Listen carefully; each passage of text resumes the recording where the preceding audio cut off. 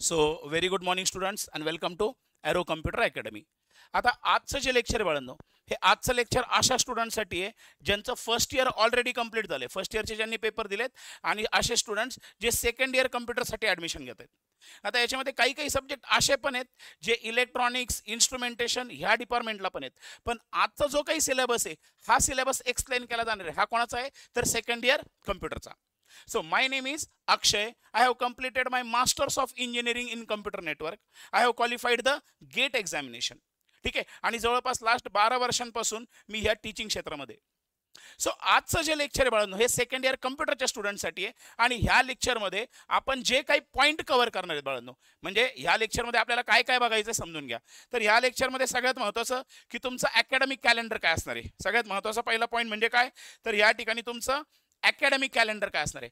Academic calendar म्हणजे काय की ज्या वेळेला कुठलंही सेमिस्टर स्टार्ट होतं, सेमिस्टर स्टार्ट होण्याच्या आधी किंवा कुठलंही इयर स्टार्ट व्हायच्या आधी त्या पूर्ण वर्षामध्ये कोणत्या कोणत्या डेटला काय काय गोष्टी होणार आहेत. म्हणजे फॉर एक्झाम्पल तुमचं अकॅडमिक इयर स्टार्ट कधी होणार आहे, त्याच्यानंतर मग तुमचे क्लास टेस्ट कधी असणार आहेत, त्यानंतर मग तुमची फायनल एक्झामिनेशन कधी असेल, तुमचा रिझल्ट कधी असेल, तुमच्या प्रॅक्टिकल ओरल कशा असतील, ह्या सगळ्या ज्या काही इम्पॉर्टंट डेट्स आहेत ह्या आजच्या लेक्चरमध्ये मेन आपल्याला डिस्कस करायच्या. ते झाल्यानंतर आपल्याला डिस्कस करायची आहे स्कीम. आता बघा लक्षात घ्या, ज्या वेळेला MSBT मध्ये सर्क्युलर काढलं होतं, कारण की तुमची जी स्कीम आहे ही स्कीम कोणती आहे के स्कीम. के स्कीमचा ॲक्च्युअल म्हणजे ऑफिशियल जो काही सिलेबस आहे हा अजून MSBTच्या वेबसाईटवर आलेला नाही. पण प्रत्येक वेळेला MSBT काय करते, ज्या वेळेला स्कीम चेंज केली जाते, स्कीम चेंज केल्यानंतर नवीन काहीतरी स्कीम आली, नवीन काहीतरी सिलेबस आला, तर अशा वेळेला ही स्कीम किंवा हा सिलेबस पहिले रिव्ह्यूसाठी दिला जातो. मग कॉलेजेसमधून त्याला रिव्ह्यू केलं जातं, बरेचसे फॅकल्टी त्याच्यावर रिमार्क देतात आणि त्याच्यानंतर थोडेफार चेंजेस होऊन तो सिलेबस आणला जातो. 99.99% हा सिलेबस जो MSBT ऑलरेडी डिझाईन केलेला आहे तोच राहतो, त्याच्यामध्ये शक्यतो चेंजेस होत नाहीत. मग ऑलरेडी जो MSBT आपल्याला सिलेबस दिलाय, जो कॉलेजेसमध्ये डिस्ट्रीब्यूट केला रिव्ह्यूसाठी, तर तो सिलेबस काय, तो स्कीम काय, हा आपण आज डिस्कस करणार आहे. ऑफिशियल सिलेबस आल्यानंतर तो सुद्धा मी तुम्हाला सांगेल, पण त्याच्यामध्ये आणि याच्यामध्ये शक्यतो कुठल्याही प्रकारचा चेंज होत नाही, हे लक्षात घ्या. म्हणजे हा जो सिलेबस आहे या सिलेबसला आपण टेंटेटिव्ह स्कीम किंवा टेंटेटिव्ह सिलेबस म्हणू शकतो. पण परत लक्षात घ्या, हा सिलेबस किंवा स्कीम 99.99% हा सेम राहतो, हा चेंज होत नाही. मग त्याचबरोबर अजून आपल्याला काय स्कीम झाली, त्याच्यानंतर सिलेबस. बरं, स्कीम कोणती स्कीम चालू आहे आपली या वेळेला, के स्कीम. आय स्कीम जर असती तर मी तुम्हाला डायरेक्ट सिलेबस स्कीम डायरेक्ट सांगितली असती. पण आता जी तुमची स्कीम आहे ही कोणती स्कीम आहे, के स्कीम. मग त्याच्यामध्ये कोणते कोणते सब्जेक्ट आहेत, MSBT ही स्कीम कशी अप्लाय केलेली, त्याच्यात कोणते सब्जेक्ट आहेत, त्याचा सिलेबस, ह्या सगळ्या गोष्टींचा स्टडी आपल्याला आजच्या लेक्चरमध्ये पूर्णपणे आजच्या लेक्चरमध्ये आपल्याला हे कव्हर करायचं.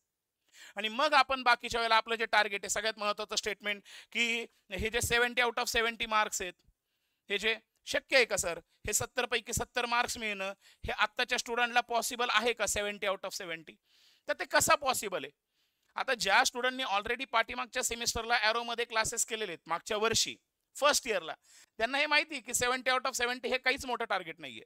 पण जे नवीन स्टुडंट असतात त्यांच्या मनात भीती असते की 70 पैकी 70 खरंच पॉसिबल आहे की नाही, सर पडतात का. तर ह्या सगळ्या गोष्टी आपल्याला, हे सगळे डाऊट आपल्याला आजच्या लेक्चरमध्ये काय करायचे, क्लिअर करायचे.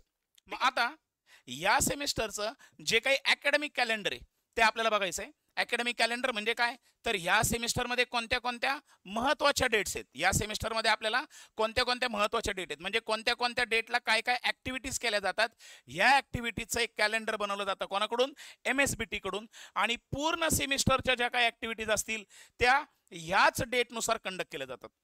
मग याच्यामधली सगळ्यात पहिली ॲक्टिव्हिटी काय बाळांनो, तर ते म्हणजे आपलं ऑड सेमिस्टर. सेमिस्टर स्टार्ट कधी होत आहे तर आपलं जे सेमिस्टर आहे हे 15 जुलैला स्टार्ट होईल आणि त्याची एंड डेट असणार आहे 15 ऑक्टोबर. 15 जुलै टू 15 ऑक्टोबर हे कोणतं सेमिस्टर आहे, आपलं ऑड सेमिस्टर. आता हे जे काही ऑड सेमिस्टर आहे बघा लक्षात घ्या की फर्स्ट इयरचं पहिलं सेमिस्टर, सेकंड इयरचं पहिलं सेमिस्टर आणि थर्ड इयरचं पहिलं सेमिस्टर, हे तिन्ही सेमिस्टर कोणते सेमिस्टर आहेत, ऑड सेमिस्टर. मग या ऑड सेमिस्टरमध्ये जे काही एक्झाम कंडक्ट केले जातात त्या एक्झामला म्हटलं जातं विंटर एक्झाम. त्या एक्झामला म्हटलं जातं विंटर एक्झाम. मग आता ऑड सेमिस्टर कधीपासून आहे, 15 जुलै ते 15 ऑक्टोबर. आता आपल्याला पहिल्या क्लास टेस्ट कडे जायचंय. जी काही आपली 30 मार्कांची पहिली क्लास टेस्ट होणार आहे, ती पहिली क्लास टेस्ट कधी असणार आहे आपली 28 ऑगस्ट ते 30 ऑगस्ट या 3 दिवसा, म्हणजे 28, 29 आणि 30 या 3 दिवसांमध्ये काय असेल बाळांनो, आपली पहिली क्लास टेस्ट ही काय केली जाईल, कंडक्ट केली जाईल. सेकंड क्लास टेस्टच्या डेट काय बाळांनो, जी सेकंड क्लास टेस्ट असणार आहे that will be from 16 October to 18 October. या 3 महत्वाच्या डेट, बेसिक डेट. एक म्हणजे 15 जुलैला कॉलेज स्टार्ट होईल, 28 ते 30 ऑगस्ट पर्यंत आपल्या पहिल्या क्लास टेस्ट होतील आणि 16 ऑक्टोबर पासून ते 18 ऑक्टोबर पर्यंत आपल्या सेकंड क्लास टेस्ट होतील. मग हे सगळं झाल्यानंतर जी काही प्रॅक्टिकल एक्झाम असेल बाळांनो, प्रॅक्टिकल एक्झाम कधीपासून सुरू होणार आहे, 5 नोव्हेंबर ते 14. बघा इथं 15 ऑक्टोबरला सेमिस्टर संपलं तर 16 ऑक्टोबर पासून सेकंड क्लास टेस्ट आहे. त्यानंतर 5 नोव्हेंबर ते 14 नोव्हेंबर पर्यंत आपली प्रॅक्टिकल एक्झाम आहे. म्हणजे जे काही आपल्याला थेरी सब्जेक्ट आहेत त्याचबरोबर आपल्याला त्याच्यामध्ये प्रॅक्टिकल किंवा प्रोग्राम सुद्धा परफॉर्म करायचे आहेत. मग एक्सटर्नल प्रॅक्टिकल असतील, इंटरनल प्रॅक्टिकल ओरल असतील, तर त्या एक्झाम्स आपल्या कधी कंडक्ट केल्या जातील, या 5 नोव्हेंबर ते 14 नोव्हेंबर मध्ये. त्याच्यानंतर मग फायनली कोणती एक्झाम, थेरी एक्झाम, जे आपण 70 मार्क्सचे पेपर लिहितो. ही जी काही थेरी एक्झाम असेल बाळांनो, ही थेरी एक्झाम कधीपासून असणार आहे, 21 नोव्हेंबर पासून ते 12 डिसेंबर. आणि मग ह्या सगळ्यांमध्ये तुम्ही जे काही दिवे लावले तो म्हणजे तुमचा फायनल रिझल्ट. हा जो रिझल्ट असणार आहे हा कधी बाळांनो, 3rd वीक ऑफ जानेवारी 2025. म्हणजे या ठिकाणी आपल्याला फायनल रिझल्ट मिळेल. ह्या डेट तुम्ही व्यवस्थित लक्षात ठेवा. पहिली डेट तर आता आपल्या डोक्या मागे पडली, 15 जुलैला आपलं कॉलेज स्टार्ट होणार आहे. आणि त्याच्यानंतर जे पहिलं जे गोल असेल आपलं, आपण बघा गोलला 2 पार्टमध्ये डिवाइड केलं, एक शॉर्ट टर्म आणि लॉंग टर्म. मग आता आपला शॉर्ट टर्म गोल कशाकडे, तर ही जी पहिली क्लास टेस्ट असेल, मग पहिली क्लास टेस्ट कधी आहे, 28 ऑगस्ट पासून 30 ऑगस्ट. मग ह्या ड्युरेशन पर्यंत आपला बऱ्यापैकी सिलेबस हा कव्हर झालेला पाहिजे विथ रिव्हिजन. ज्यावेळेला तुम्ही फर्स्ट इयरला आले, ऍडमिशन्स लेट झाले होते, आपले क्लासेस लेट सुरू झाले, तरी सुद्धा आपण लवकरात लवकर सिलेबस कव्हर केला आणि त्याच्यानुसार पेपर घेतले. आता ह्या सेमिस्टरला आपल्याला भरपूर वेळ मिळतोय सिलेबस कव्हर करायला, रिव्हिजन घ्यायला, टेस्ट घ्यायला, आपल्याकडे भरपूर वेळ आहे. पण त्या वेळेचा उपयोग तुम्हाला करता आला पाहिजे. यावेळेला मी तुम्हाला खूप जास्त बडबड करत बसणार नाही, मी खूप जास्त मोटिवेट केलं. पहिले म्हणजे फर्स्ट सेमिस्टरला मी तुम्हाला खाली उतरून ऑफलाईनच्या पोरांना भरपूर मारायचो. आता या सेमला तेवढं पॉसिबल नाही. का नाही, कारण की आता तुम्ही थोडेसे सज्ञान झालेले, तुम्हाला कळायला लागलं की काय केलं तर काय होतं, आणि ऑलरेडी तुम्हाला माहिती की तुमची कॉम्पिटिशन काय. बऱ्याच कॉलेजेसमध्ये असाही प्रकार चालू आहे बाळांनो, की ते कॉलेजचे स्टुडंट ऑलरेडी क्लास लावलेला असतो, म्हणजे पाठीमागच्या वर्षीचं सांगतोय मी, मागच्या सेमचं सांगतोय. बऱ्याच मुली बऱ्याचशा कॉलेजच्या त्यांनी क्लासेस लावलेले होते. ज्यावेळेला त्यांच्या फ्रेंड्स त्यांना विचारायचे क्लास लावले, ते म्हणायचे मी नाही क्लास लावले, आणि दोघी क्लासला असायच्या. 4 जणींचा ग्रुप मधल्या दोन्हींनी क्लास लावलेला असतात, 2 मुलींनी क्लासच लावलेला नसतो, आणि ह्या 2 मुली त्यांना सांगत पण नाही, आणि त्या 2 मुलींना वाटतं काय नाही, कोणी क्लास नाही लावला, आपण निवांत, सगळे निवांत. ज्या वेळेला पेपर होता त्या 2 पोरींना पेपर चांगला गेला, बाकीच्या दोघींना अवघड गेला. मग ज्यांना अवघड गेला त्यावेळेला त्या 2 पोरी थोड्याशा त्यांना त्यावेळेला कळायला लागलं की ह्यांनी क्लास लावले होते. मग त्यांनी चौकशी केली, मग त्यांना कळलं की ते कुठं होते, ॲरोमध्ये. सो बऱ्याच ठिकाणी हे अशाही गोष्टी चालू आहेत की मुलांनी क्लासेस ऑलरेडी लावलेले आहेत, पण ह्या गोष्टी तुम्हाला कळत नाही. तुम्हाला असं वाटतं काय नाही, त्यांनी पण नाही लावला, हिनी पण नाही लावला. कारण मुलींना काय वाटतं, जर क्लास लावला, बाकीच्या मुली कॉलेजमध्ये सांगतील ह्या मुलींनी क्लास लावला, तसं केलं, त्याच्यामध्ये कोणाला सांगत नाही शक्यतो. पण इतके मुलींनी मागच्या वेळेला क्लास लावले. काही लास्ट सेमिस्टरला माझ्याकडे अशाही केसेस होत्या की सर आम्ही क्लास लावलाय, पण आमचा नंबर ग्रुपला ऍड करू नका, आमच्या ऐवजी आमच्या पॅरेंट्सचा नाही तर भावाचा नंबर ऍड करा, जेणेकरून आमच्या मैत्रिणींना कळणार नाही की आम्ही क्लास लावला. म्हणजे अशाही गोष्टी आहेत. सो आता तुम्ही थोडंसं जागरूक व्हायची गरज आहे. तुम्हालाही कळलं पाहिजे की आपण क्लास कधी सुरू केला पाहिजे, क्लास केला पाहिजे की नाही केला पाहिजे, की अजून टाइमपासच केला पाहिजे. बऱ्याच जणांना असं वाटत असेल सर 15 जुलै, मग मी 15 जुलैला स्टार्ट करतो. आज 15 जून आहे, 1 महिन्यात जवळपास आपले 2 सब्जेक्ट कव्हर होतील. 2 सब्जेक्टचे 3 युनिट कव्हर होतील बाळांनो, 2.5 ते 3 युनिट कव्हर होतात, 2 युनिट तर मिनिमम कव्हर होतात. आणि पहिल्या क्लास टेस्ट पर्यंत जवळपास निम्म्याच्या वर 4 सब्जेक्टचा सिलेबस कव्हर झालेला असतो. त्याच्यामुळे तुम्ही अजिबात म्हणजे निष्काळजीपणा करू नका, कारण की ह्या सेमिस्टरला जे सब्जेक्ट आहेत हे फर्स्ट इयर सारखे नाही, एवढं मात्र लक्षात ठेवा. फर्स्ट इयरच्या पहिल्या सेमिस्टरला तुम्हाला 2च सब्जेक्ट होते, तसं बघितलं तर मॅथ आणि इंग्लिश. सायन्स ऑनलाईन मध्ये होता. कम्प्युटरच्या मुलांना सेकंड सेमिस्टरला सुद्धा मॅथ आणि सी प्रोग्रामिंग 2च पेपर थेरीला होते. बाकीचे सब्जेक्ट जे होते ते कशामध्ये, तुम्हाला ऑनलाईन मध्ये होते, त्याच्यामुळे मागच्या सेमिस्टरला लोड नव्हता. पण ह्या सेमिस्टरची जर तुम्ही स्कीम बघितली आणि जर सिलेबस बघितला, मग तुमच्या लक्षात येईल की अरे आपल्याला आता अभ्यासाला सुरुवात करायची गरज आहे. लक्षात घ्या. मग आता हा जो काही सिलेबस आहे बाळांनो, ही जी काही स्कीम आहे, ही स्कीम कशी आहे, थोडीशी टेंटेटिव्ह स्कीम आहे. टेंटेटिव्हचा अर्थ काय होतो लक्षात घ्या. टेंटेटिव्ह म्हणजे हा जो सिलेबस किंवा ही जी स्कीम आहे, ही पहिले MSBT काढल्यानंतर ती रिव्ह्यू साठी दिली जाते आणि मग कॉलेजचे फॅकल्टी त्याला रिव्ह्यू करतात आणि त्याच्यानुसार थोडे सजेशन देतात. मग त्याच्यानंतर एखादा टॉपिक कमी जास्त होऊ शकतो, शक्यतो होत नाही, कारण कुठल्याही कॉलेजचे कुठल्याही फॅकल्टी जास्त रिव्ह्यूला मनावर घेत नाही, तेवढ्यापुरतं ते ओके ओके करून सोडून देतात. सो हाच स्कीम, हीच सिलेबस शक्यतो तुम्हाला राहील. आणि मेन म्हणजे अजून महत्वाचं की या स्कीमचे जे काही स्कीम म्हणजे या स्कीमनुसार जे सब्जेक्ट आहेत त्या सब्जेक्टच्या सिलेबसच्या कॉपी सुद्धा MSBT टाकले होते. मी तुम्हाला आजचं जे आपलं ऍप आहे, एरो कम्प्युटर अकॅडमीचं जे ऍप आहे, त्याच्या कंटेंट मध्ये मी तुम्हाला ही स्कीम टाकून देईल. स्कीम टाकल्यानंतर प्रत्येक सब्जेक्टचा जो काही सिलेबस आहे, हा सिलेबस सुद्धा मी तुम्हाला काय करेल त्याच्यामध्ये इन्क्लूड करून देईल. मग तुम्ही बघू शकता की एवढं सगळं डिझाईन केल्यानंतर त्याला चेंज करणं हे काही पॉसिबल होणार नाही, ते चेंज केलं जात नाही. आता ह्या सेमिस्टरच्या सब्जेक्टकडे जर आपण बघितलं, कम्प्युटर सेकंड इयर, CO असेल, CM असेल, IT असेल, तर ह्या वेळेला फर्स्ट सेमिस्टरला आपल्याला जे सब्जेक्ट आहे त्याच्यातला पहिला सब्जेक्ट कोणता आहे आपला, डिजिटल टेक्निक्स. टोटल आपल्याला 5 सब्जेक्ट आहेत बाळांनो, 5 म्हणण्यापेक्षा 6 आहेत, पण 6 पैकी 4च सब्जेक्ट थेरीला आहेत. त्याच्यातला पहिला सब्जेक्ट आहे डिजिटल टेक्निक्स. आता के स्कीमचा पॅटर्न तुम्हाला कळला असेल बाळांनो, की मार्किंग स्कीम कशी आहे किंवा पेपर कसे द्यायचे हे तुम्हाला कळलेलं आहे. परत एकदा एक्सप्लेन करतो बघा, की या ठिकाणी 30 मार्काची तुमची क्लास टेस्ट असेल, ज्या तुम्हाला मी 2 क्लास टेस्ट सांगितल्या, क्लास टेस्ट 1 आणि 2. 70 मार्काचा हा तुमचा फायनल थेरी पेपर असणार आहे. त्यानंतर या दोघांचे मिळून किती मार्क झाले, 100. मिनिमम मार्क फॉर पासिंग किती आहे, 40. काही काही मुलं अजूनही ह्याच्यातच खेळतात की ह्याच्यात किती पडले पाहिजे, ह्याच्यात किती पडले पाहिजे, तर मिळून माझे 40. तुम्ही जर बाळांनो अजूनही जर 40 मार्कांचाच विचार करत असाल तर आपल्या डिप्लोमा करण्याला काहीही अर्थ नाही. ज्या वेळेला तुमचं टार्गेट हे 40च्या ऐवजी 100 वर येईल, त्यावेळेला समजून घ्यायचं की आपण राईट डायरेक्शन मध्ये चाललोय. नाहीतर मग 40 मार्क कसे पाडायचे, मग इकडे 25 पडले, इकडे 30 पडले, इकडे 10 पडले तर चालतील का, असा जर फुकरट विचार तुम्ही करत असाल तर त्याचा काहीही उपयोग नाही. आपलं जे टार्गेट आहे हे टार्गेट इथं पाहिजे बाळांनो, आणि ते कसं आहे काय ती जबाबदारी माझ्याकडं, ते मी करून घेतो, त्याची काळजी करू नका. फक्त मी जेवढं सांगतोय तेवढं तुम्ही करा, जेवढा वेळ तुम्हाला मागतोय तेवढा वेळ मला द्या, याच्या पलीकडे काहीही करू नका. मग आता यानंतर अजून काय रे बाळांनो, 25 मार्काचे ओरल प्रॅक्टिकल असेल. आता हे 25 हॅश लिहिलंय मी, फर्स्ट इयरला ऑलरेडी सांगितलं, ह्या स्कीम एक्सप्लेन केलेल्या आहेत की या टर्मिनॉलॉजी कशा ओळखायच्या. हॅश म्हणजे एक्सटर्नल, म्हणजे याला 25 मार्कांचं एक्सटर्नल प्रॅक्टिकल आहे, आणि त्याचबरोबर हे 25 मार्क तुमचे मॅन्युअल साठी दिलेले आहेत. मग राहिले किती सर, हे 25 मार्क कशाचे आहेत, तर हे जे 25 मार्क्स आहेत, these 25 marks are for micro project. हे 25 मार्क कशासाठी आहेत, आपल्या मायक्रो प्रोजेक्ट साठी. असा टोटल मिळून 175 मार्क्सचा काय हा सब्जेक्ट आहे. परत एकदा बघा, 30 मार्काच्या काय असेल बाळांनो, हे जे 30 मार्क, आता हे जे दिलंय हे तुमच्या लगेच लक्षात येणार नाही. मग हे 30 मार्काच्या काय असतील, क्लास टेस्ट. हे 70 मार्कचा काय असणार आहे, थिअरी पेपर असणार आहे. त्यानंतर हे 25 मार्क, हे जे 25 मार्क्स हे कशासाठी आहेत, मॅन्युअल साठी आहेत. हे जे 25 मार्क्स आहेत हे कशासाठी आहेत, एक तर तुमची ओरल असेल किंवा प्रॅक्टिकल असेल, आणि त्यानंतर हे जे 25 मार्क्स आहेत हे असणार आहेत तुमच्या मायक्रो प्रोजेक्ट साठी. असे टोटल किती मार्क्स आहेत तुमचे, 175 मार्क्सचा तुमचा टोटल हा सिलेबस आहे. बरं, मग डिजिटल टेक्निक मध्ये काय करायचंय, मी तुम्हाला एकदा काय करतो, स्कीम सांगतो, मग प्रत्येक सब्जेक्ट मध्ये काय काय ते सांगतो. आता सेकंड सब्जेक्ट जो आहे बाळांना आपला डिजिटल टेक्निक नंतर सेकंड सब्जेक्ट आहे आपला डेटाबेस मॅनेजमेंट सिस्टम. सिलेबस बघा परत, 30 मार्काची क्लास टेस्ट, 70 मार्काची थेरी, 50 मार्क. लक्षात घ्या, आता ह्या ठिकाणी आपल्याला जे मॅन्युअल आहे ते मॅन्युअलला मार्क्स किती आहेत, 50 मार्क.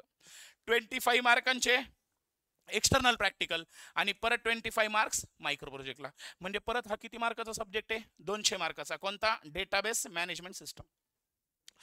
थर्ड सब्जेक्ट जो तुम्हाला आलाय बाळांनो ह्या सेमिस्टरला, तो म्हणजे object oriented programming using C++, ज्याला OOP असं सुद्धा म्हटलं जातं. हा आपला थर्ड सब्जेक्ट आहे.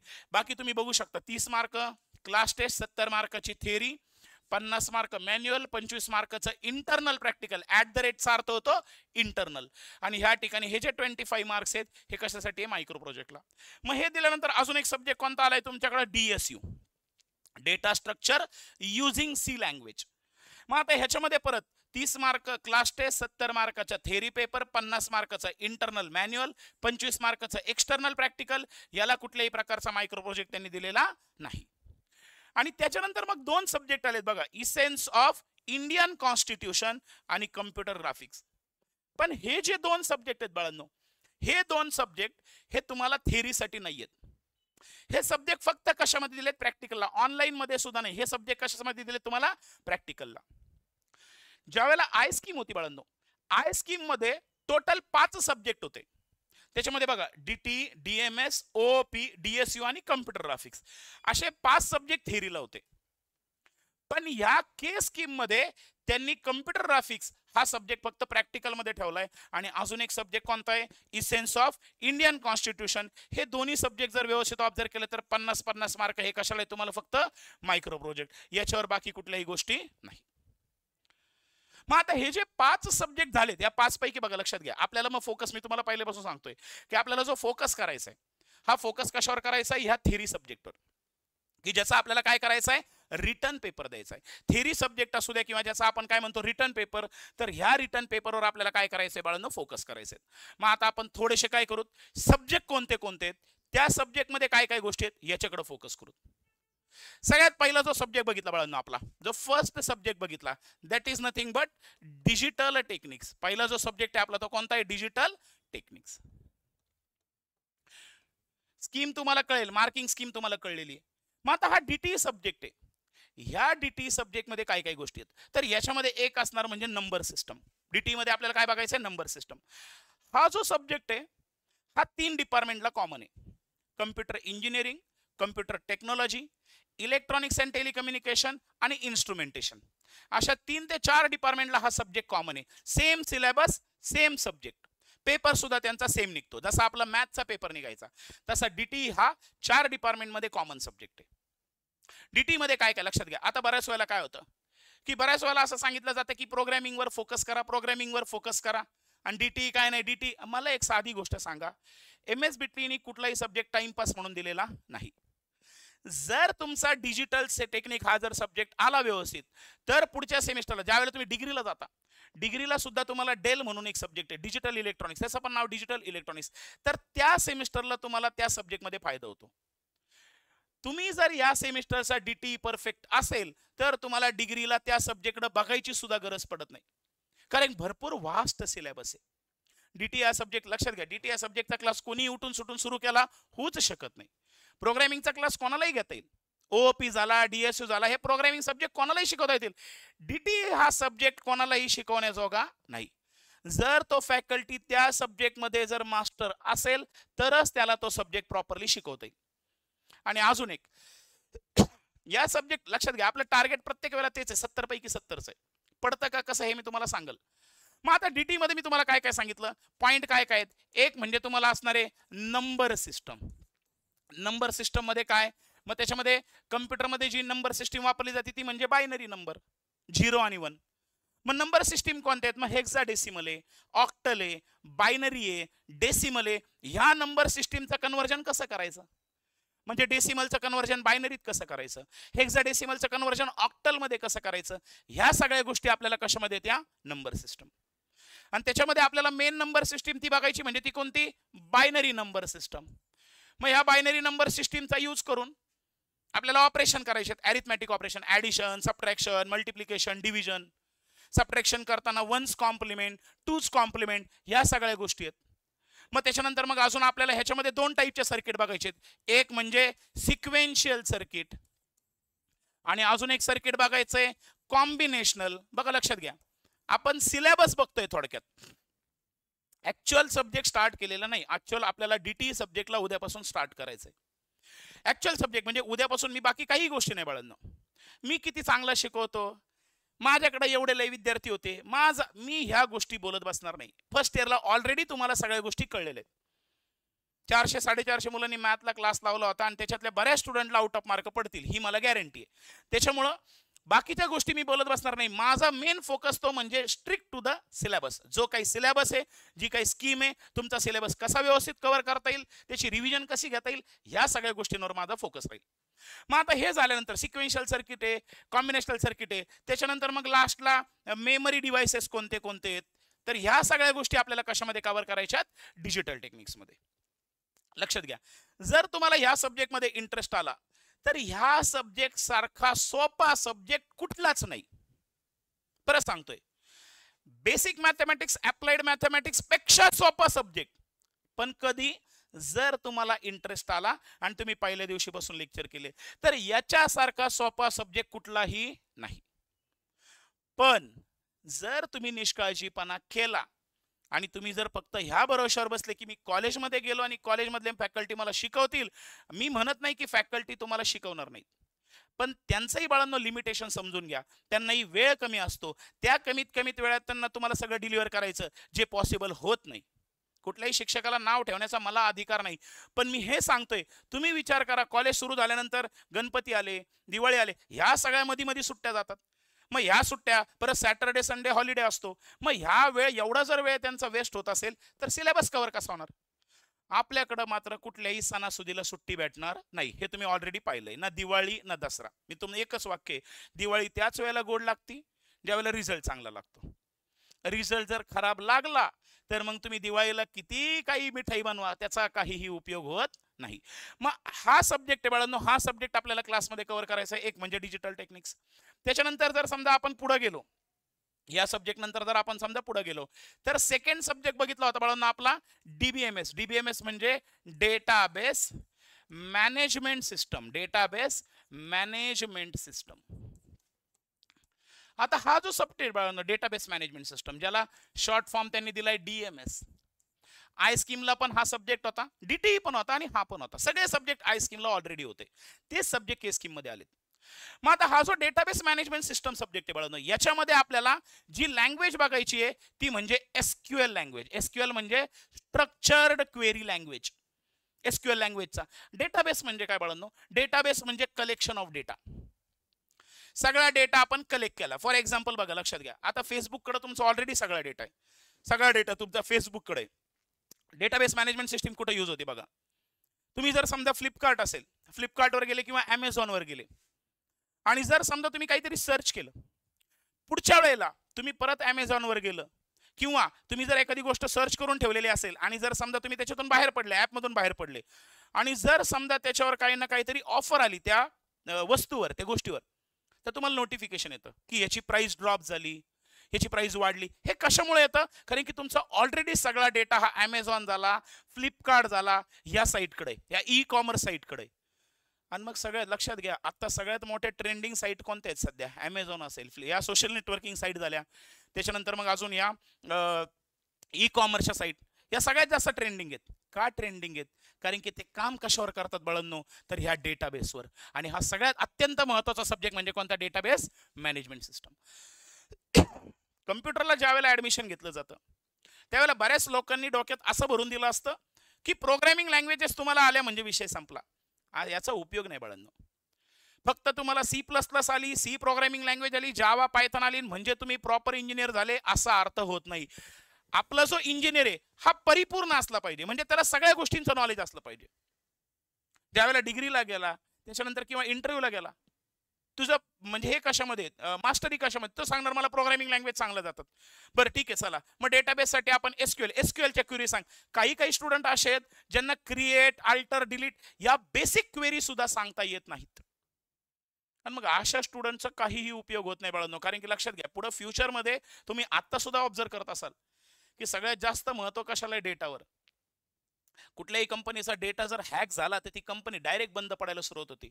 मग त्या डेटाला सिक्युरिटी कशी प्रोव्हाइड करायची, कळलं, ट्रान्झॅक्शन्स कशा करायच्या, ह्या सगळ्या गोष्टी आपल्याला कशा बघायच्यात? Database management system. एसक्यूएल म्हणजे काय बाळांनो? एक क्वेरी लँग्वेज आहे.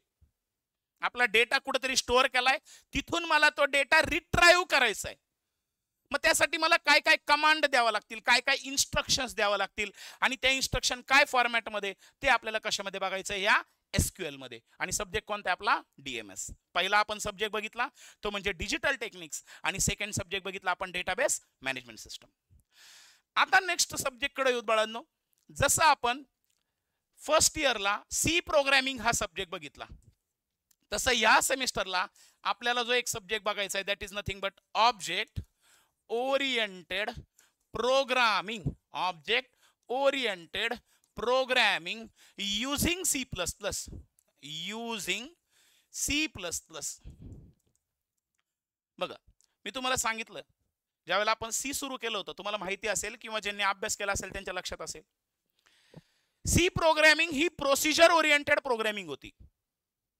मोठे मोठे म्हणजे रिअल वर्ल्ड प्रॉब्लेम साठी आपण सी प्रोग्रॅमिंगचा यूज करू शकत नव्हतो. आणि मग रिअल वर्ल्ड प्रॉब्लेम सॉल्व्ह करण्यासाठी जो कोणता अप्रोच तयार झाला तो अप्रोच म्हणजे कोणता आहे, ऑब्जेक्ट ओरिएंटेड प्रोग्रॅमिंग. आणि मग हा लक्षात घ्या, याच्यामध्ये काही सी प्लस, लक्षात घ्या ही काही प्रोग्रामिंग लँग्वेज नाहीये. ऑब्जेक्ट ओरिएंटेड प्रोग्रॅमिंग हा प्रोग्रॅमिंगचा अप्रोच आहे. आणि मग त्याच्यात लँग्वेज कोणत्या, मग त्याच्यामध्ये सी प्लस प्लस, या सेमला सी प्लस प्लस बघायची आहे.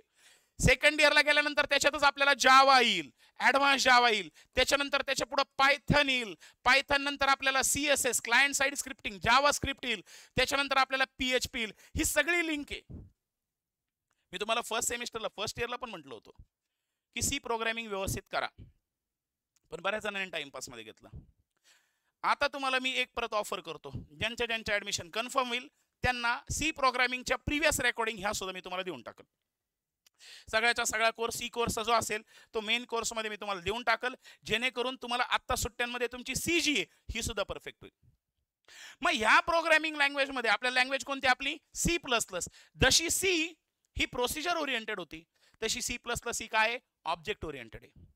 मग याच्यामध्ये आपल्याला काय काय फीचर्स बघायचे बघा. सी प्लस प्लस मध्ये आपल्याला कोणते कोणते कन्सेप्ट आहेत, एक म्हणजे क्लास अँड ऑब्जेक्ट, त्याच्यानंतर आपल्याला बघायचं याच्यामध्ये इनहेरिटन्स कन्सेप्ट बघायचे आहेत, इनहेरिटन्स. त्यानंतर अजून कन्सेप्ट आहे याच्यामध्ये ऍब्स्ट्रॅक्शन. ठीक आहे, हे झाल्यानंतर अजून याच्यामध्ये आपल्याला कन्सेप्ट बघायचा आहे पॉलिमॉर्फिझम. पॉलिमॉर्फिझम झाल्याच्या नंतर आपल्याला बघायचं आहे याच्यामध्ये पॉइंटर, हे सगळे. त्याच्यानंतर अजून याच्यामध्ये आपल्याला बघायचं आहे कन्स्ट्रक्टर आणि डिस्ट्रक्टर. बरेच कन्सेप्ट आहेत बाळांनो. पण याची जी सुरुवात आहे ही कशापासून होणार आहे, क्लास आणि ऑब्जेक्ट पासून. ऑलरेडी आपण सी प्रोग्रामिंग बघितली आहे. सी आणि सी प्लस प्लस मध्ये काय डिफरन्स असेल, थोडा डिफरन्स. म्हणजे जसं आपण सी प्रोग्रामिंग मध्ये एखादा मेसेज डिस्प्ले करायला प्रिंट एफ वापरायचो, फक्त सी प्लस प्लस मध्ये काय होणार, प्रिंट एफच्या ऐवजी सी आउट येईल. तिकडे आपण स्कॅन एफ वापरायचो, तसं इथं सी येईल. एवढा फक्त फरक पडलेला आहे. आणि ही जी लँग्वेज ही ऑब्जेक्ट ओरिएंटेड आहे, सी आपली प्रोसिजर ओरिएंटेड होती.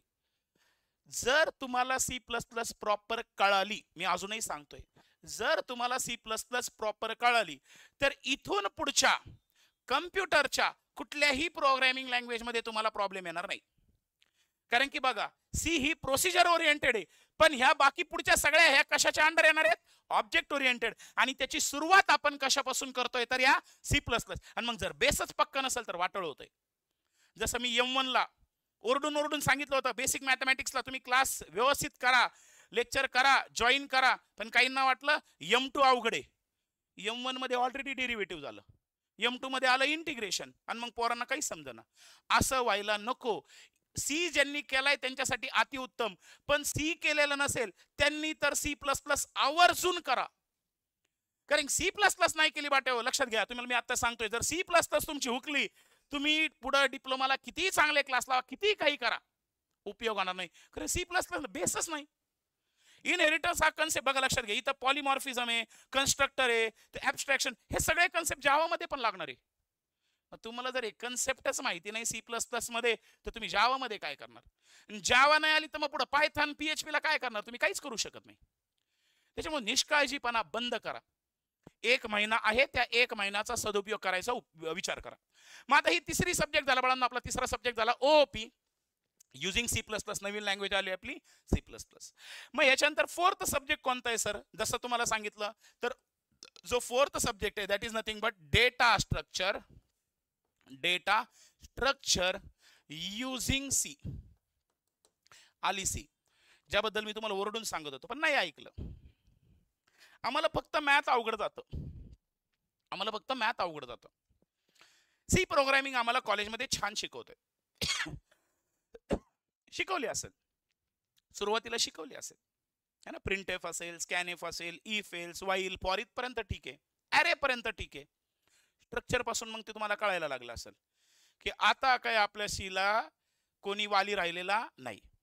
आता सी आपलं बेभरोसे है ना. मग त्याच्यामध्ये स्ट्रक्चरच्या पुढे फंक्शन, मग फंक्शनला अजून वाटवलं झालं. पॉइंटरचं तसं आम्हाला कॉलेजमध्ये काही झालंच नाही. मग हे मी तुम्हाला पहिलेच माहिती होतं, मी तुम्हाला पहिलेच ओरडून सांगितलं होतं की पहिल्यापासून सुरू करा, पण नाही, आम्हाला मॅथ अवघड जातंय. मग सीचं घेतलं वाटोळं करून. आता तरी तसं करू नका. आणि बऱ्याच मुलांचं कसं असतं माहिती का, सर नाही आत्ता नाही क्लास लावायचे, सांगतोय ओरडून ओरडून आत्तापासून सुरू करा, नाही कॉलेज सुरू झाल्यावर बघू. आणि मग ज्या वेळेला दिवाळी येते पेपरच्या आधी, मग त्यांना तारे दिसायला सुरुवात होती की आता आपला C++ निघणार नाही, आपला डेटा स्ट्रक्चर काही निघणार नाही. आणि मग सर आता लावले तर चालतील का? क्लास लावले तर चालतील, पास होशील, पण तुझ्या स्कोरिंगचं काय, तुझा सिलेबसचं काय, तुझा सब्जेक्ट वाटोळ झालं, तुझ्या अख्ख्या करिअरचं वाटोळ झालं, कारण बेसच गेला तुझा. डिग्रीला ऍडमिशन घ्यायचंय, अपेक्षा काय, डिग्रीला मला COEP जायचंय, PICT जायचंय ना, आता काय करतोय, नाही डिप्लोमाच्या थर्ड इयरला बघू. अरे डिप्लोमाच्या थर्ड इयरला तुम्हाला मोबाईल ऍप्लिकेशन डेव्हलपमेंट असेल, PHP आहे, पायथन आहे, त्याचा बेस जावामध्ये, जावाचा बेस C++, आणि तुला C++ येत नाही, तू चाललाय मॅड मोबाईल ऍप्लिकेशन डेव्हलपमेंट करायला, कसं शक्य आहे? आता तरी लक्षात घ्या, पाठीमागच्या सेमिस्टरला C प्रोग्रामिंग होती, ती जर परफेक्ट येत असेल तर त्याचा एक फायदा तुम्हाला कशामध्ये होईल, या डेटा स्ट्रक्चर. म्हणून लक्षात घ्या. आणि डेटा स्ट्रक्चर मध्ये सगळ्यात मेन कन्सेप्ट कोणता येणार माहिती तुम्हाला, तर याच्यामध्ये कन्सेप्ट येणार आहे ॲरे. ऑलरेडी C मध्ये झालाय आपला, पण मलाही माहिती बऱ्याच जणांनी करायचं म्हणून केला असेल, तर त्याच्यामुळे आपण ह्या कन्सेप्टला परत पहिल्यापासून रिवाइज करू. परत पहिल्यापासून मी तुम्हाला सांगेल ॲरे हा काय कन्सेप्ट आहे, ॲरे मध्ये एलिमेंट स्टोअर कसे करायचे, सर्च कसा करायचा, सॉर्ट. यावेळेला आपल्याला ॲरेचे दोन मेन ऑपरेशन आहे, सर्चिंग आणि सॉर्टिंग. मग याच्यात अजून काय काय पॉईंट आहे सर, तर मग ॲरे झाला, त्याच्यानंतर मग स्टॅक आला, स्टॅकच्या नंतर अजून एक डेटा स्ट्रक्चर आहे क्यू नावाचं डेटा स्ट्रक्चर आहे, त्याच्यानंतर अजून एक डेटा स्ट्रक्चर आहे लिंक्ड लिस्ट नावाचं, त्याच्यानंतर अजून एक डेटा स्ट्रक्चर आहे ट्री नावाचं, अजून एक डेटा स्ट्रक्चर आहे ग्राफ. हे सगळे वेगळे वेगळे डेटा स्ट्रक्चर आहेत. डेटा स्ट्रक्चर म्हणजे डेटाला अरेंज कसं करायचं. ॲरे मध्ये आपण केलं ना बाळांनो, ॲरे आपण पाहिला होता. ॲरे मध्ये काय करायचो, इलेमेंटला आपण सिक्वेन्शियली 10, 20, 30, 40, 50 अशा पद्धतीने अरेंज केलं. हा काय झाला, आपला ॲरे झाला. मग ॲरे सारखा स्टॅक काय, क्यू काय, लिंक लिस्ट काय, ट्री काय, ग्राफ, असे 6 आपल्याला वेगळे वेगळे डेटा स्ट्रक्चर याच्यामध्ये कव्हर करायचे. हा सब्जेक्ट तुम्हाला डिग्रीला आहे असाच्या असा येणार आहे. डिग्रीला कुठल्याही प्रकारचा क्लास लावायची गरज पडत नाही. काही काही मुलं तरी क्लास लावतात, गरज नसताना. ऑलरेडी तुमचं सगळं कव्हर होतंय बाळांनो, कशाला उगीच पैसे वाया घालवता. कारण डिग्रीला गेल्यानंतर मेन फोकस आपला प्रोजेक्टवर असेल. प्रोजेक्ट कोणते कोणते करता येतील, आपला रिझ्युमे कसा स्ट्रॉंग करता येईल, त्याच्यानंतर मग आपल्याला कंपनीला इंटरव्ह्यू द्यायचा, त्याचा स्टडी करता कशा येईल. तिथं जाऊन तुम्ही परत डेटा स्ट्रक्चर करत बसणार, मग त्याला काय अर्थ आहे. त्याच्यामुळं हे 4 मेन सब्जेक्ट आहेत. हे झाल्यानंतर अजून एक 5वा सब्जेक्ट कोणता होता, तो कॉन्स्टिट्युएन्सीचा. आणि त्याच्यानंतर लास्टवाला सब्जेक्ट आहे कम्प्युटर ग्राफिक्स. पण हे दोन्ही सब्जेक्ट प्रॅक्टिकल आहे, त्याच्यामुळे मी त्याच्याबद्दल जास्त बोलत नाही. ह्या 4 सब्जेक्ट आपल्याला क्लासमध्ये कव्हर करायचे आहेत. मी परत सांगतो सब्जेक्ट कोणते कोणते आहेत आपल्याकडं. एक म्हणजे आपला पहिला बघा, लक्षात घ्या, मी सुरुवात करतो OOP पासून, त्याच्यानंतर DSU, त्याच्यानंतर DT आणि त्याच्यानंतर DMS. आपण सुरुवात करणार आहेत सर्वात पहिले DT पासून. का DT का, अरे वास्ट सब्जेक्ट आहे. DT हा सब्जेक्ट वास्ट आहे. उद्यापासून आपण क्लास सुरू करताना DTचा सुरू करणार, डेमोचा. 1 ते 2 दिवस डेमोचे गेले, मग आपण लगेच परत कशाला सुरू करणार, OOP ला. एक 8 दिवस तुम्ही सगळेच्या सगळे डेमो निवांत बघा. 8 दिवस घ्या, 10 दिवस घ्या. जोपर्यंत डेमो मध्ये तुम्हाला कॉन्फिडन्स येत नाही तोपर्यंत क्लास जॉईन करायची काहीही गरज नाही. मी ऍडमिशन स्टार्ट नाही करणार, पण एवढं सांगतो की बऱ्याच ठिकाणी तुम्हाला काय केलं जाईल, क्लासेस सुरू केले जातील, 3 ते 4 दिवसांचे डेमो दिले, 2-3 दिवस DSU, 2-3 दिवस OOP, आणि क्लास लावा, फी भरा. अरे थांबा, मी तुम्हाला परत सांगतोय. बरं मी अजूनही सांगतोय की फक्त याच क्लासचे डेमो करा असंही म्हणणार नाही. अजून 10 क्लासेस असतील, ऑनलाईन आहेत ऑफलाईन, सगळे डेमो करा. पण डेमो केल्यानंतर तुम्हाला कळतंय कुठं, तुम्हाला श्युअरिटी कुठे येते. मी तुम्हाला परत सांगतोय, मी या सेमिस्टरला जास्त वाढून चढून सांगत बसणार नाही. मी असं करल अजिबात नाही. तुम्हाला ऑलरेडी मी फर्स्ट इयरला सगळं काही सांगितलेलं आहे. फर्स्ट इयरला मी सगळ्या गोष्टी ऑलरेडी केलेल्या आहेत. रिझल्ट का लागला, कशामुळे मॅथला एवढ्या जणांना 70 पडले, C मध्ये कशामुळे पडतील, मला तुम्हाला मी पहिले सांगितलं की एकही पेपर नोटच्या बाहेरचा पडणार नाही, एवढी मात्र माझी गॅरंटी. 4ही सब्जेक्टचा सांगतोय मी. या 4ही सब्जेक्ट पैकी एकाही सब्जेक्टचा पेपर हा नोट्सच्या पलीकडे पडणार नाही. तुमचे जर कोणी सिनियर असतील, ज्यांनी क्लास लावलेले असतील, त्यांना एकदा खात्री करून घ्या. मग आता सर हे आपलं टार्गेट काय, तर ह्या सब्जेक्ट मध्ये जर तुम्हाला टार्गेट काय ठेवायचं, तर बाळांनो लक्षात घ्या, जास्त मोठं टार्गेट ठेवणारा मी अजिबात नाही, आवडतच नाही मला. मला फक्त काय म्हणणं आहे बाळांनो, 4 सब्जेक्ट मध्ये 70-70 पाडा, जास्त मागणं नाही. फर्स्ट इयरला पण तुम्हाला हे सांगितलं होतं, मॅथला आणि इंग्लिशला आउट ऑफ द्या. सेकंड सेमला पण टार्गेट ते सांगितलं होतं, मॅथला आणि सीला 70 पैकी 70 द्या. तुम्हाला पहिलं वाटलं एवढं कधी पडतात मॅथला आणि सीला, इथं आमचे पडतील की नाही आता तुम्हाला गॅरंटी आलेली. आणि ऑलरेडी मागच्या सेमिस्टरच्या मागच्या वर्षीच्या बऱ्याच स्टुडंटला अशा सब्जेक्टमध्ये आउट ऑफ मार्क पडलेले आहेत.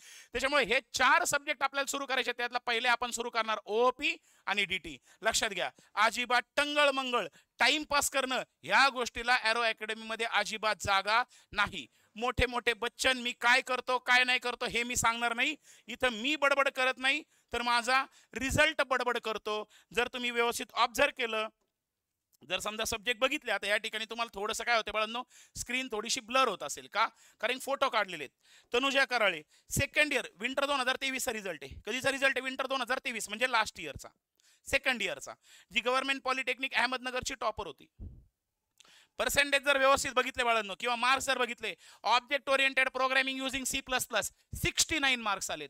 डेटा स्ट्रक्चर युजिंग सी मध्ये 68 मार्क आलेत. त्याच्यानंतर डेटाबेस मॅनेजमेंट सिस्टीम मध्ये 68 मार्क्स आलेले आहेत. आणि जर डिजिटल टेक्निक मध्ये बघितलं तर 70 पैकी 70 मार्क पडलेत. मजाक आहे. टार्गेट 70चं ठेवलं मी त्यांना. त्याच वेळेला म्हटलं होतं 1-2 मार्काचा क्लिअरन्स पकडा, काही प्रॉब्लेम नाही. आणि हे सुद्धा सांगतो मी, हे 1 मार्क हा नजर चुकीने गेलेला असतो किंवा मुद्दामून काटलेला असतो. 68 मार्क पडले याचा अर्थ असा नाही होत की तिने 2 मार्काचं चुकवलं नाही. कधी कधी अर्धा मार्क कट केलेला असतो. मग तुम्ही विचार करू शकता, जर 4 सब्जेक्ट मध्ये 70, 68, 68, 69 एवढे जर मार्क पडतायत, पर्सेंटेज आले होते तुला बघा, लक्षात घ्या. एवढं सगळं करून थोडं ओरल प्रॅक्टिकल कमी मिळालं, नाहीतर ती 96-97 ला गेली असती. तिला पर्सेंटेज पडलेत 94.13. Second year arrow computer academy किंवा गव्हर्नमेंट पॉलिटेक्निक कॉलेजची टॉपर. उगीच नाहीये बाळांनो. सगळे लेक्चर ऑनलाईन मध्ये केलेले, एकही लेक्चरला ऑफलाईन मध्ये प्रेझेंट नव्हती, सगळे लेक्चर ऑनलाईन केलेत. मी हे दाखवतोय का, कारण मला मी कसं शिकवणार, मी काय शिकवणार, हे मी स्वतःच माझ्याबद्दल सांगण्यात मला अजिबात इंटरेस्ट नाही. माझ्याऐवजी हा जो काही रिझल्ट असेल बाळांनो, हा रिझल्ट बोलेल. मग आता हे झाल्यानंतर हे झालं बाळांनो, हे झाल्याच्या नंतर बघा आपण आता थोडे थोडे बघूत. त्याच्यानंतर सेकंड आकाश खुर्द. फक्त आपण मार्क बघत बघत चलूत, म्हणजे काय होईल तुम्हाला थोडेशा आयडिया येतील. डिजिटल टेक्निक नावाचा सब्जेक्ट आहे, 70 पैकी 70 मार्क पडलेत. त्याच्यानंतर डेटाबेस मॅनेजमेंट सिस्टीम मध्ये 70 पैकी 69 मार्क्स पडलेत. 70 पैकी 70 मार्क, 70 पैकी 69 नाही पडत. अरे कसे नाही पडत, पडलेत. रिझल्ट लांबचा आहे का? कसला रिझल्ट लांबचा आहे बाळांनो? कधीचा रिझल्ट आहे? मागच्या वर्षीचा रिझल्ट आहे. दिसतंय या ठिकाणी विंटर 2023 चा रिझल्ट आहे. पडले 70-69. बर सर, तुम्ही म्हणता फक्त प्रोग्रामिंग सब्जेक्टलाच पडतात, डीटीला पण पडलेत. आता हा प्रेम दुराफे डेटाबेस मॅनेजमेंट सिस्टम, जिथं फॅकल्टीला सब्जेक्ट शिकवताना घाम फुटतो, अशा सब्जेक्ट मध्ये 70 पैकी 70 मार्क पडलेले आहेत. डेटा स्ट्रक्चर मध्ये 70 पैकी 68 मार्क. मग हे काय उगीच पडले असतील का? काहींना डीएसयू 70 आहे, काहींना ओपी 70 आहे, काहींना डीटी मध्ये 70 आहे, काहींना डीएमएस मध्ये 70 आहेत. मग जर समजा तुम्हाला 4 सब्जेक्ट मध्ये 70 पडले तर काय वाईट आहे? चला ना, अर्धा मार्क इकडे तिकडे पकडा, 1 मार्क घालवा. पण तुम्ही जर म्हणता हे टार्गेट ठेवू नका बाळांनो, 95-96 तुम्ही टार्गेट ठेवताना 97-98 चं टार्गेट ठेवा. आणि जर अजून हसत असाल तर मी कान फडफडून तुमचं लक्षात घ्या. जर तुम्हाला अजून जर हसायला येत असेल 97-98 कसे पडतील, तर बावळाटाव पडतात. अनगावानी डेटा स्ट्रक्चर युजिंग सी किती मार्क आहेत? 69. त्याच्यानंतर डिजिटल टेक्निक मध्ये किती मार्क आहेत? 69. बघा ना तुम्ही, हे बघा ना, 100 पैकी 98-99 मार्क कुठे गेलेत? मायक्रो प्रोजेक्ट मध्ये. आता तुम्हाला चान्स आहे, मायक्रो प्रोजेक्ट सेपरेट आहे तुमचा, तुमच्या क्लास टेस्ट 30 मार्काचा आहे. अरे म्हणजे इथं हे जे 98-99 आलेत, इथं तुम्हाला 100 घ्यायचे चान्सेस आहेत. नशीब आहे तुमचं, कारण की मायक्रो प्रोजेक्ट तुमचा सेपरेट आहे. आय स्कीमला मायक्रो प्रोजेक्ट कसा होता? 70 मार्काच्या थेरी, 20 मार्काची क्लास टेस्ट आणि 10 मार्काचा मायक्रो प्रोजेक्ट होता. मग त्या 10 पैकी 1-2 कमी पडले तर हे असे 98-99 म्हणजे पोरीला 70 पैकी 70 मार्क पडतायत, 69-68 मार्क पडतायत, पण फायनलला 100 येत नाही का? मायक्रो प्रोजेक्टमुळे. पण तुम्हाला ते टेन्शन घ्यायची गरज नाही, कारण की तुम्हाला मायक्रो प्रोजेक्टला सेपरेट 25 मार्क आहेत. अजून बघूत, चला रिझल्ट बघूत. कारण काय बाळांनो, फक्त त्याच्याशिवाय तुमच्या मनात येत नाही. आज मी ठरवलंय फोटो नाही दाखवायचे, रिझल्ट दाखवायचे. श्रावणी धोत्रे, चला मार्क बघा इथं. हा दिसतंय, डेटा स्ट्रक्चर युजिंग सी 69 70 पैकी. आणि डीटी मध्ये किती मार्क्स आहेत? 68 मार्क्स आहेत. हे मार्क काय उगीच पडतात का रे? अजून बघा चला, हा कोण आहे? साक्षी दिकोंडा. किती मार्क आहेत डिजिटल टेक्निक्स मध्ये? 68 मार्क्स आहेत. ओओपी मध्ये किती मार्क्स आहेत? 67 मार्क्स आहेत. त्याच्यानंतर अजून जर बघितलं, प्रेम पवळ, ठीक आहे, डेटा स्ट्रक्चर युजिंग सी मध्ये 69 मार्क्स आहेत. डिजिटल टेक्निक मध्ये 68 मार्क्स आहेत. चला पुढे बघूत अजून.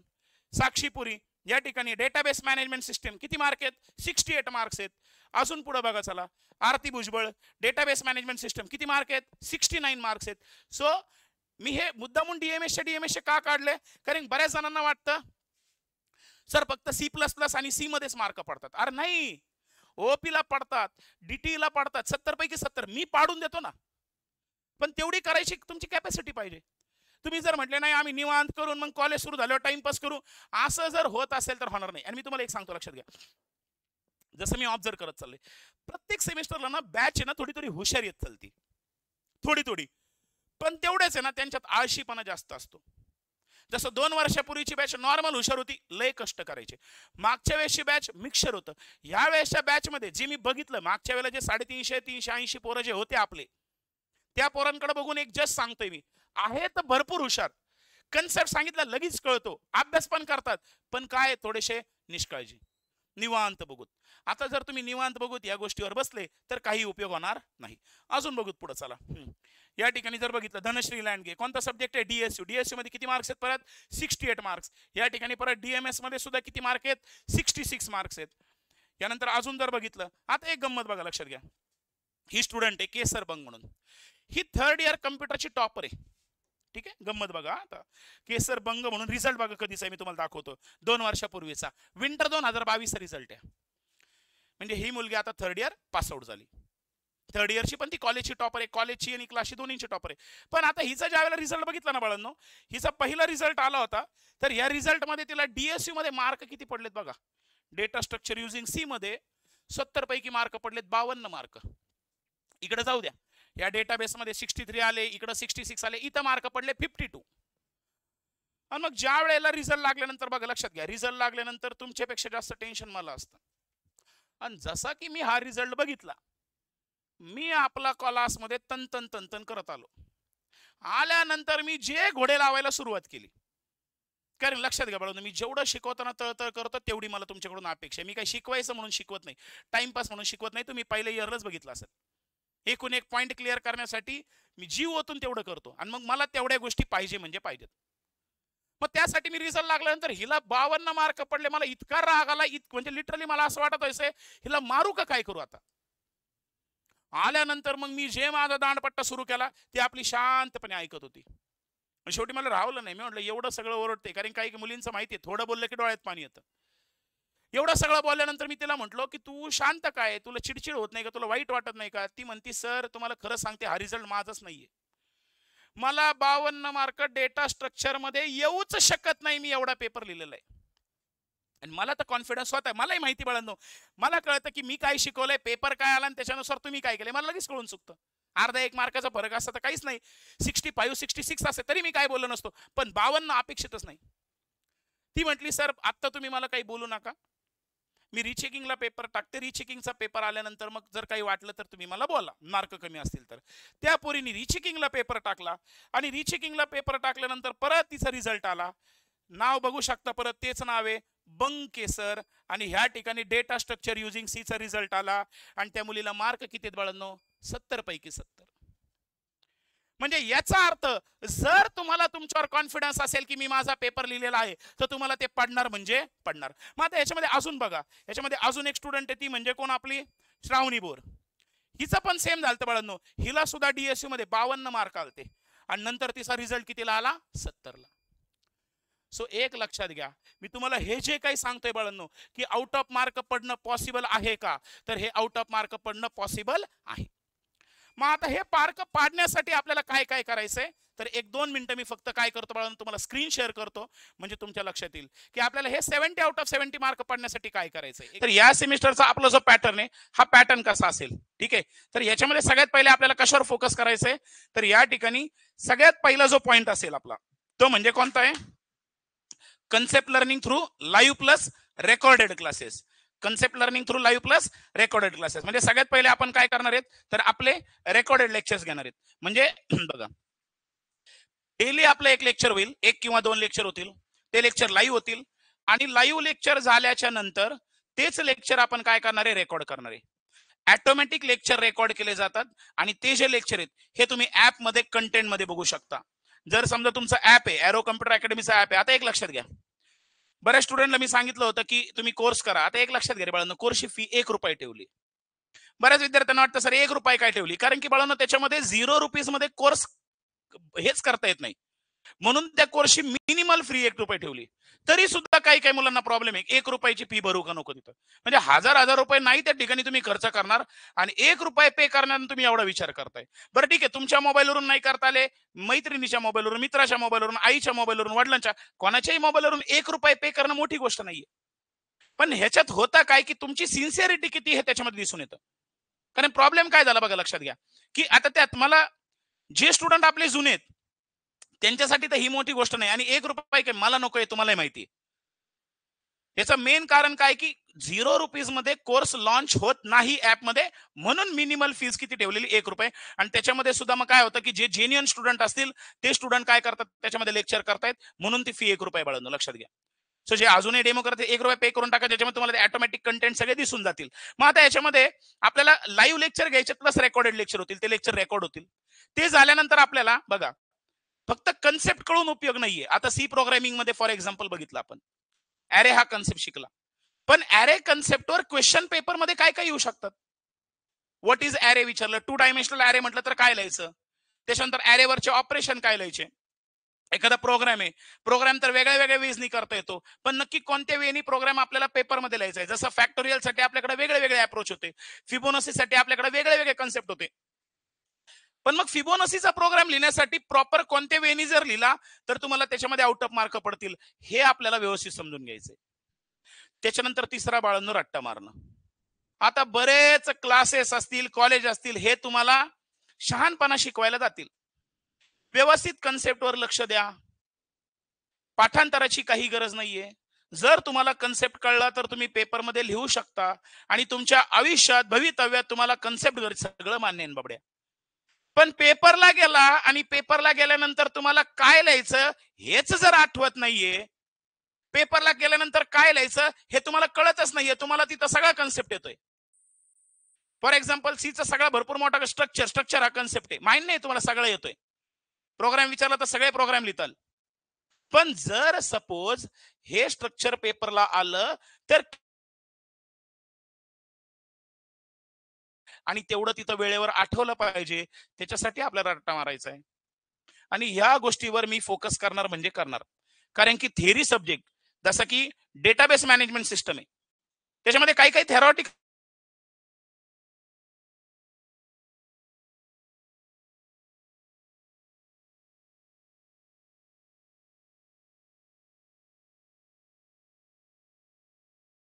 पेपरला लिहिणार काय. सो फक्त समजून उमजून उपयोग नाही बाळांना, आपल्याला त्याला काय करायचंय, काही काही गोष्टींमध्ये आपल्याला रट्टा मारायचा आहे म्हणजे मारायचा आहे. त्याचा यूज कसा होतोय तुम्हाला पेपरमध्ये कळत, कारण की हे सेम नवीन आहे बाळांनो, बऱ्याच विद्यार्थ्यांसाठी हे सेमिस्टर नवीन असेल, म्हणजे क्लासेससाठी. एकदा तुमचा C++, DT, DSU हे सब्जेक्ट एरो मध्ये झाले, तिथून पुढे तुम्ही कुठल्याही गोष्टींवर म्हणजे काय म्हणणार नाही, अविश्वास ठेवणार नाही. ते म्हणतात नाही सर तुम्ही जे सांगताल ते आम्ही करतो, का, कारण की तुम्हाला त्यावेळेला रिझल्ट मिळालेला आहे. M1 ला मी तुम्हाला किती वेळा सांगितलं होतं, बेसिक मॅथमॅटिक्सला बुक घेऊ नका, काही रेफर नका करू, फक्त मी जेवढं देतोय तेवढं करा, 70 पैकी 70 मार्क पडतील. पण नाही, फर्स्ट सेमला आपल्या अंगात तूत होता.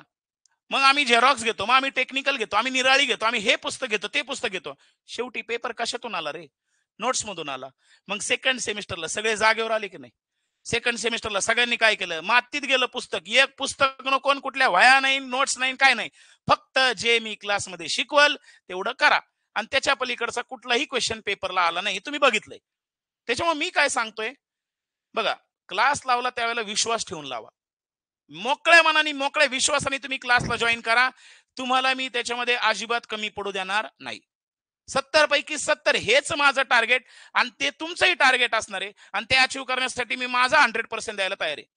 पण तुमच्या साईडनी पण तेवढं देता आलं पाहिजे. मग आता हे एक एक युनिट कव्हर झालं की आपल्याला त्याची रिव्हिजन करावं लागेल, कारण की आता वेळ आहे. फर्स्ट इयरला आपल्याला रिव्हिजनला जास्त वेळ नव्हता, पण आता कॉलेज सुरू व्हायच्या आधी 1 महिना आपले क्लास सुरू होत आहेत. मग आपल्याला रिव्हिजन करता येईल आणि रिव्हिजन झाल्यानंतर आपल्याला त्या युनिटवरची टेस्ट झाली की परत पहिल्यापासून सेकंड युनिट झालं, मग परत थर्ड युनिट, परत फोर्थ, फिफ्थ आणि सगळं झाल्यावर एक फायनल रिव्हिजन आणि फायनल पेपर. एवढं जर तुम्ही जेवढं सांगितलं तेवढं व्यवस्थित केलं तर तुम्हाला 70 आउट ऑफ 70 मार्क पडणार म्हणजे पडणार. नोट्स मी परत सांगतोय बाळांनो, लक्षात घ्या, याच्यासाठी ना हे लागतं सांगायला काय की अंगात तेवढी धमक लागती की मी जेवढं शिकवतोय त्याच्या पलीकडचा काही अभ्यास करू नका, त्याच्या पलीकडचा येणार नाही. हे मी एवढ्या कॉन्फिडेंटली का सांगू शकतो, कारण मला गॅरंटी आहे की याच्या आधी जेवढे जेवढे पेपर एमएसबीटीने काढले त्यातला कुठलाच पेपर नोटच्या पलीकडे आलेला नाही.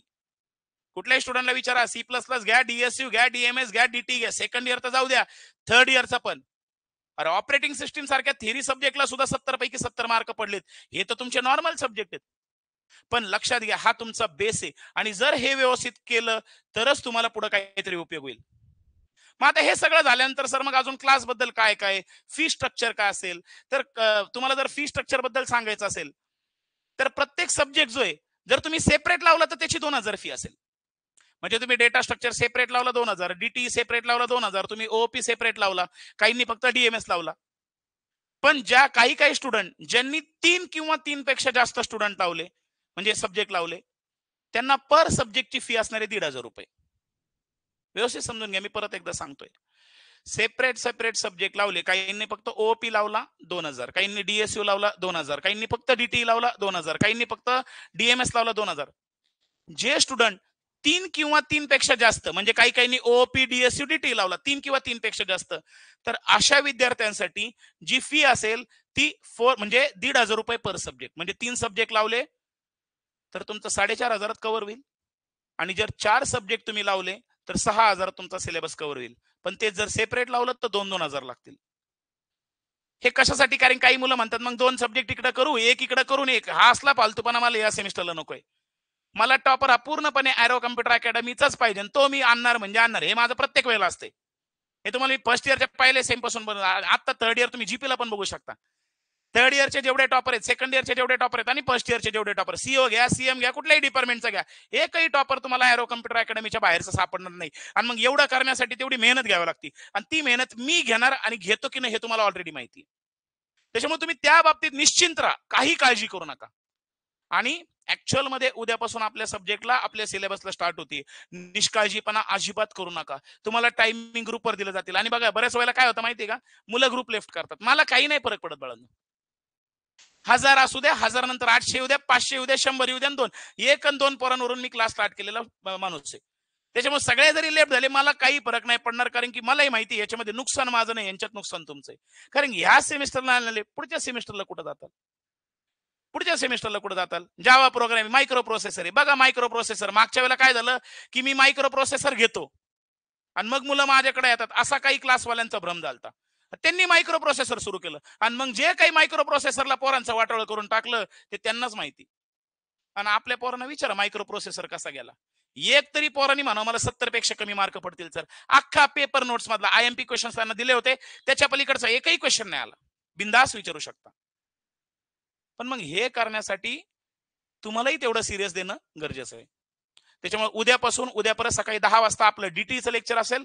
डीटीचं लेक्चर आपलं कम्प्युटरचे मुलं, इलेक्ट्रॉनिक्सचे मुलं आणि इन्स्ट्रुमेंटेशन ह्या तिघांसाठी कॉमन आहे. हे सेशन डेमो मध्येच होईल. एक 8 दिवस डेमो होतील, 8 किंवा 10 दिवस पकडा.